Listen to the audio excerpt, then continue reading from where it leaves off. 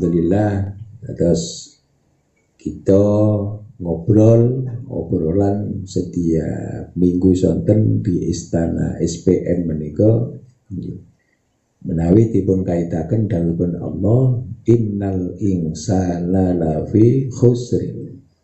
Jadi sak temene kabeh manungsa niku merugi. Sing boten rugi napa? Illal ladzina amanu, kecuali orang-orang yang beriman, orang-orang yang menjaga iman, orang-orang yang napa?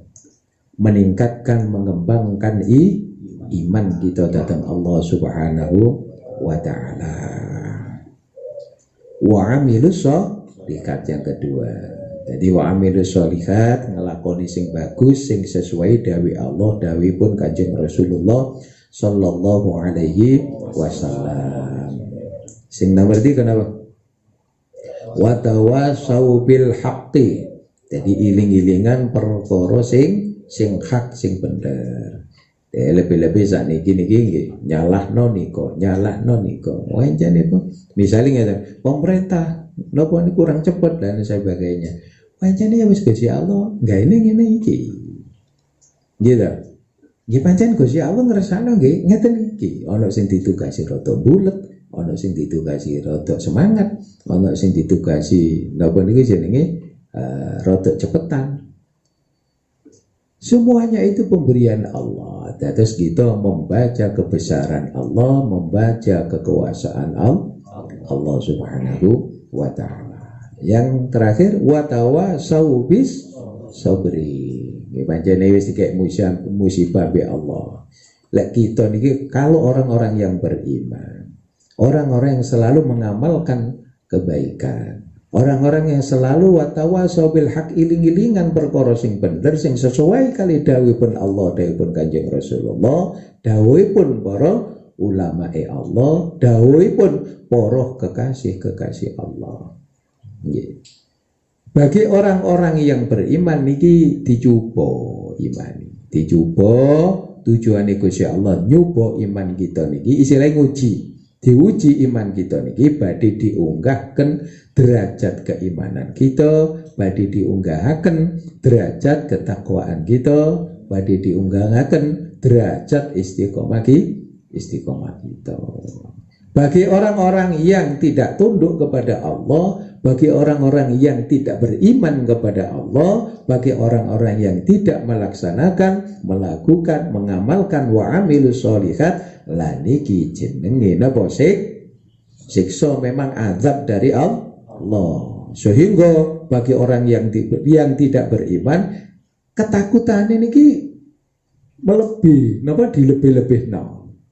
Sehingga nggih mati nemboten krana napa tugase virus sing ditugasi kali Gusti Allah, matine krana sebab keweden.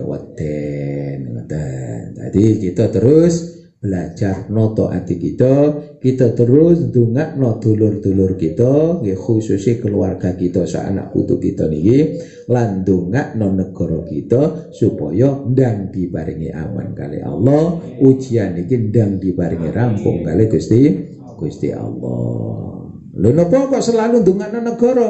Karena niki termasuk cinta teng negara niku bagian daripada iman. Hubbul waton minal iman. Insyaallah nek sair-sair sonten niki kita lampahi, kita praktekaken, insyaallah saged dados hambaipun Allah ingkang selalu berhusnudzon dengan semua pemberian Allah Subhanahu wa taala.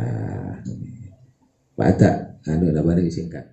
Assalamualaikum warahmatullahi wabarakatuh. Waalaikumsalam warahmatullahi wabarakatuh. Bismillahirrahmanirrahim.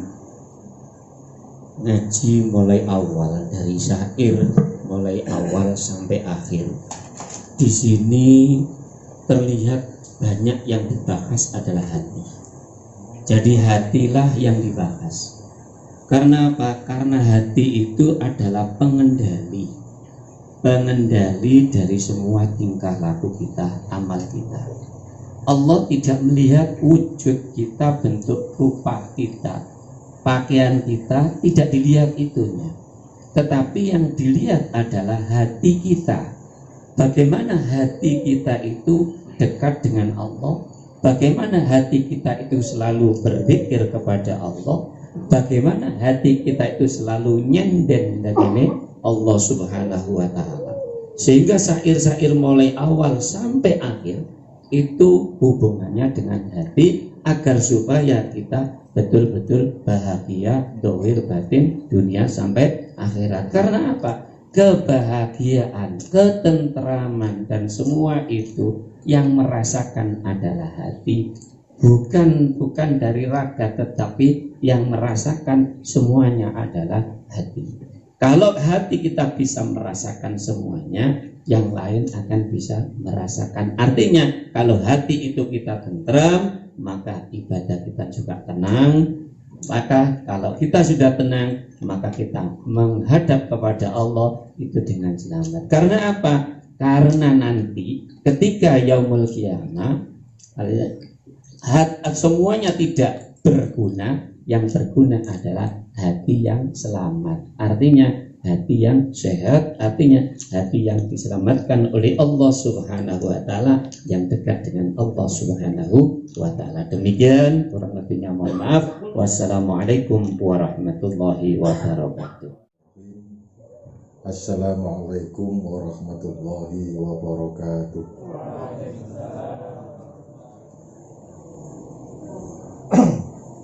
Menurut pemahaman saya, syair ini sebenarnya bisa kita contohkan hal-hal yang sederhana. Ini bisa saya gambarkan ketika kita menanam buah, tandur semangka. Ketika kita menanam sebuah semangka, kita tanam, kita bersihkan semuanya dari rumput-rumput, dari hal-hal yang bisa mengganggu tanaman atau yang menghalanginya dari sinar matahari. Kemudian kita jaga, kita rawat, dan hasilnya semangka itu akan berbuah lebat sesuai dengan keinginan kita. Hati pun semacam itu. Membersihkan hati teorinya semacam itu. Mustahil kita yang namanya manusia biasa sing bendinane sobedalan itu kelas super itu roto abot. Tapi kita kan tetap nggak boleh pesimis, selalu bekerja keras. Ya opo carane agar hati kita itu selalu terkoreksi, selalu dibersihkan. Ketika hal-hal tersebut mulai kita lakukan, maka proses selanjutnya adalah menjaga. Sebuah pohon ketika sudah berbuah, kalau nggak dijaga, akan banyak penyakit-penyakit, akan banyak hama yang akan mendatangi. Caranya dengan apa? Dengan dibungkus. Salah satunya dengan dibungkus. Kita beramal soleh itu seperti sering disampaikan oleh Yai, ibaratnya orang jual semangka, kabeh dipecahi, dia ambil satu atau dua sebagai contoh, sisanya nggak dipecah, nanti dijual biar ada hasilnya. Salah satu menjaga amal ya sepanjang itu. Satu aja yang kita perlihatkan, satu dua diperlihatkan, yang lainnya disimpan agar nanti bisa dijual. Kalau semua amal itu dipecah, diperlihatkan, rusak, nggak payu dole, nggak oleh badi. Itu salah satu cara menjaga sebuah amal. Dengan apa? Dengan bungkus. Menjaga hati pun juga semacam itu, dengan membungkus hati kita dengan ayat-ayat Al-Quran, dengan zikir, dengan semuanya amal soleh, dibungkus semuanya. Dan selalu disandarkan kepada Allah, bahwasanya kita ini makhluk yang dhaif, makhluk yang lemah. Apapun yang kita lakukan, kita tetap selalu berharap atas pertolongan Allah. Kita nggak boleh menjustis diri kita sendiri bahwasanya kita akan gini, nggak bisa. karena semuanya itu tergantung dari Allah atas berkat pertolongan Allah. Untuk syair yang bisa ningali Allah kang suci itu hasil nggak usah dibicarakan, itu hasil. Yang jelas proses ini yang harus kita bicarakan saat ini, mulai membersihkan hati, menjaga hati, dan menggantungkan hati kita kepada Allah. Untuk masalah makrifat itu hasil udah. Yang penting jalan, kata Pak Yai, meskipun kemajuan itu setapak demi setapak pasti akan nyampe. Perkara waktu itu nanti hak Allah. Demikian pemahaman saya, kurang lebihnya mohon maaf. Akhiran, wassalamualaikum warahmatullahi wabarakatuh. Assalamualaikum warahmatullahi wabarakatuh. Waalaikumsalam warahmatullahi wabarakatuh. Ngaji membahas syair awal hingga akhir tadi, penekanannya adalah supaya kita diselamatkan dari azab Allah Subhanahu wa Ta'ala. Kita ketahui bersama bahwasanya Allah sudah punya tujuan ingin memberi azab kepada penduduk bumi. Di hadits qudsi firman Allah, inilah uhimu bi ahli ardi azaban wa idza nadartu umaru buyuti wal mutahabina fi wal mustaghfirina fil ashad saraftu azabi minhu. Allah punya tujuan ingin memberikan azab kepada penduduk bumi.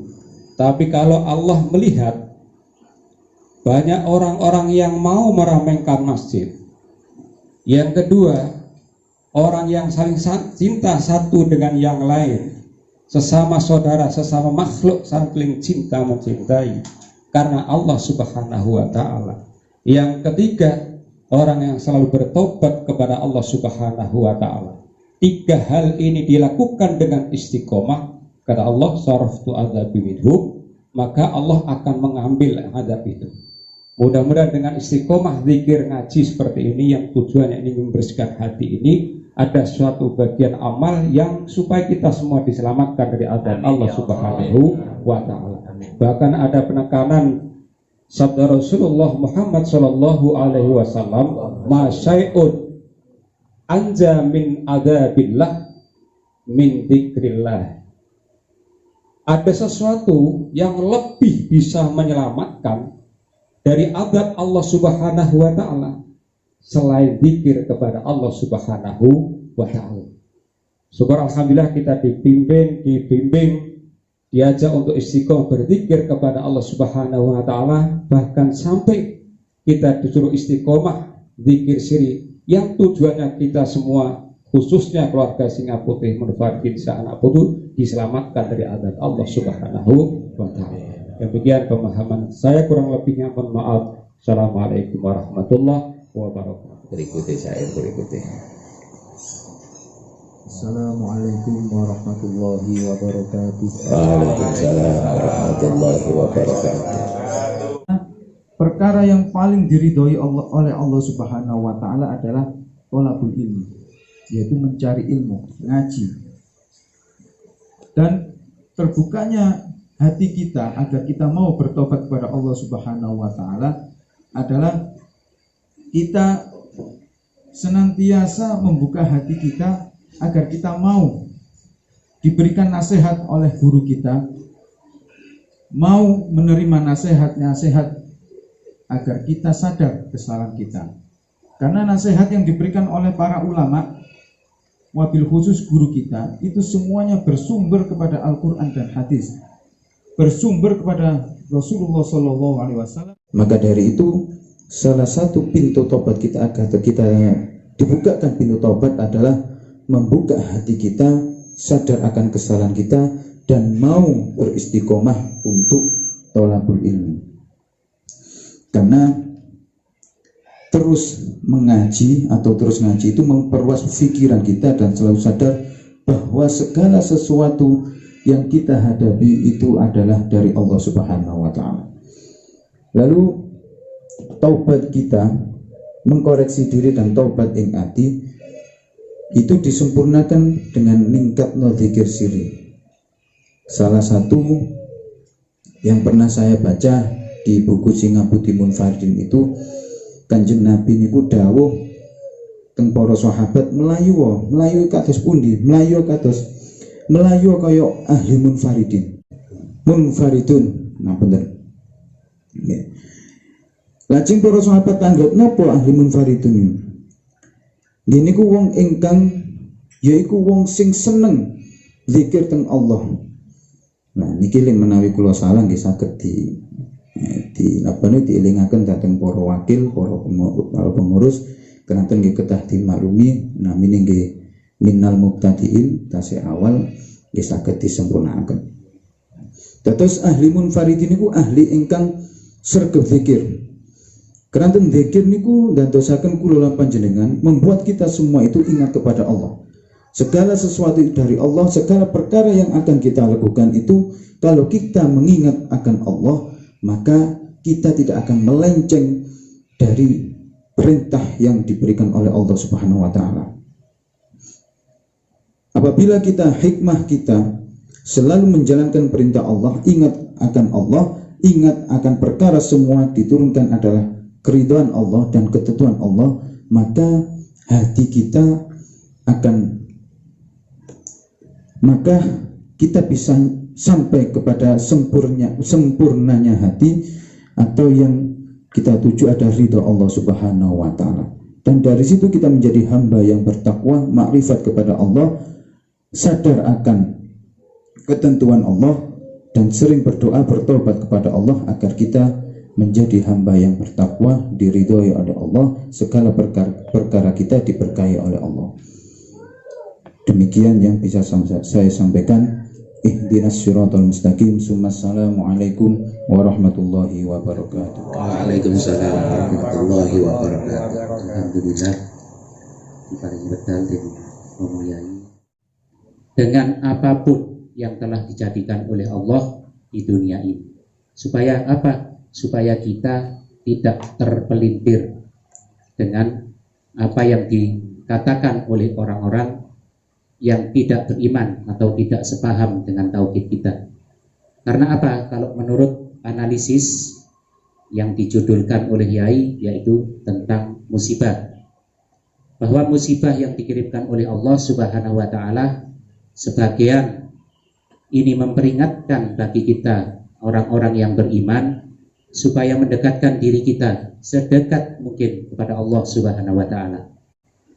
Lah alangkah lebih baiknya apa yang telah disampaikan oleh Romo Yai tadi kita pahami betul, kita resapi, dan mari sama-sama kita mengamalkan. Mudah-mudahan Allah Subhanahu wa Ta'ala memberi kekuatan dan memberi pencerahan kepada kita melalui bimbingan guru kita Romo Yai Syaiful Arifillah. Demikian urian singkat yang bisa saya sampaikan. Kalau ada kurang lebihnya kami mohon maaf yang sebesar-besarnya. Wassalamualaikum warahmatullahi wabarakatuh. Assalamualaikum warahmatullahi wabarakatuh. Waalaikumsalam.